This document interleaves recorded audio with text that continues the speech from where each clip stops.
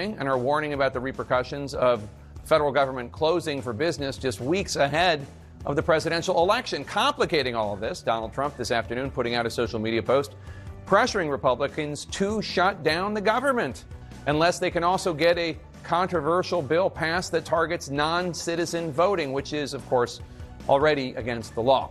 CNN's Manu Raju is on Capitol Hill. And Manu, the former president is not making Speaker Johnson's job any easier right now. No, he's absolutely not. In fact, putting Johnson in a bit of a jam here. Johnson will have a choice to make once this bill fails tonight, which it is expected to fail. He can decide to go along with what Donald Trump is saying, which is to not pass any extension of government funding unless they get that immigration bill, which Democrats say is dead on arrival. Or he can agree with what Democrats want to do, which is to extend government funding for 3 months, don't include any of those other provisions, and potentially endure Donald Trump's wrath in the process. What is clear, though, is that in talking to Republicans, there is a lot of concern, both about what Speaker Johnson's tactics are and what Donald Trump is saying about a possible government shutdown, making clear this conference once again divided over the issue of spending. I get frustrated. Greatest country on the planet. And the legislative body of the greatest country on the planet cannot do something as fundamental as finding agreement on appropriations. Is the former president complicating this? To me, it is counterintuitive to somebody in government to think about shutting the government down. I'm disappointed the way the 118th Congress has handled this entire session. Why is that?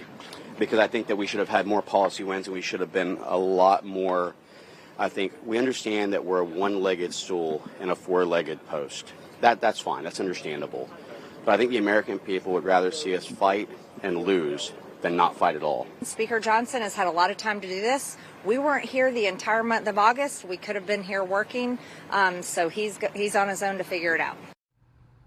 Now, Marjorie Taylor Greene and Corey Mills, they're two Republicans, both indicating that they plan to vote against this Johnson plan. And we expect at least a dozen or so Republicans to vote no. And we'll see if Donald Trump has changed the equation in any way. But that is not the expectation, as Democrats, too, are expected to vote en masse against this. Johnson, if it's on a party line vote, and if everyone is voting, can only afford to lose 4 Republican votes. And, Jake, I asked the Speaker directly earlier today, do you agree with what Donald Trump is saying, that essentially there should be a government shutdown if there's no agreement on this immigration bill? And he didn't exactly say. He simply said that he was in Mar-a-Lago this weekend. He has spoken to Donald Trump about this issue, and he said that they both are fighting to deal with these anti-immigration measures, but did not indicate what Plan B is. We'll see what he decides to reveal his hand, Jake, if and when this fails in a matter of hours.